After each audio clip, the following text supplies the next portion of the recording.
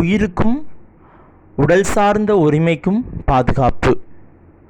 இந்திய அரசியலமைப்பு சட்டம் 21 இப்படி சொல்லுது: ஒருவரது உயிரோ உடல் சார்ந்த உரிமையோ சட்டம் விதித்தமைத்த நெறிமுறைப்படி அன்றி பறிக்கப்படுதல் ஆகாது. உங்களுடைய வாழ்க்கையில் உங்களுக்கென சில விஷயங்களில் உங்களுடைய பெற்றோரோ ஆசிரியரோ நிர்வாகமோ நீங்கள் வேலை பார்க்கக்கூடிய துறைகளில் உள்ள இருக்கக்கூடியதான மேலதிகாரிகளோ உங்களுடைய பணியாற்றக்கூடிய சக பணியாளரோ அதிகாரியோ முதலாளியோ யாராக இருப்பினும் உங்களை குறித்து ஏதாவது முடிவு எடுக்கக்கூடியதான நிலையில் இருக்கப்படுவீர்கள் என்றால் தயவு செய்து அந்த விஷயத்துக்கு நீங்கள் உங்களுடைய சொந்த கருத்தை நீங்கள் தெரிவிக்கலாம்.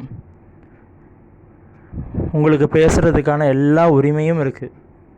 உங்களுடைய உயிருக்கும் உங்களுடைய உடல் சார்ந்த எல்லா உரிமைக்கும் பாதுகாப்பு உங்ககிட்ட தான் இருக்குது.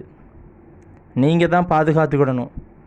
உங்களுக்கு அச்சுறுத்தல் ஏற்படும்படியாக ஏதாவது நடக்கும்னா நீங்கள் அதுக்கு தெரியப்படுத்தலாம்.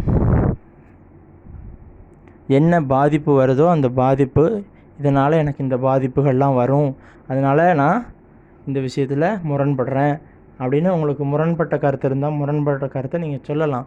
சொல்கிறதுக்கு உரிமை உண்டு, எதிர்த்தரப்பினர் கேட்கறதுக்கான உரிமையும் உண்டு. அதனால் இந்த விஷயத்தில் உடல் சார்ந்த உரிமையாக இருந்தாலும் சரி, உங்களுடைய உயிருக்கும் சரி, நீங்கள் மட்டும்தான் பாதுகாப்பு கொடுக்க முடியும்.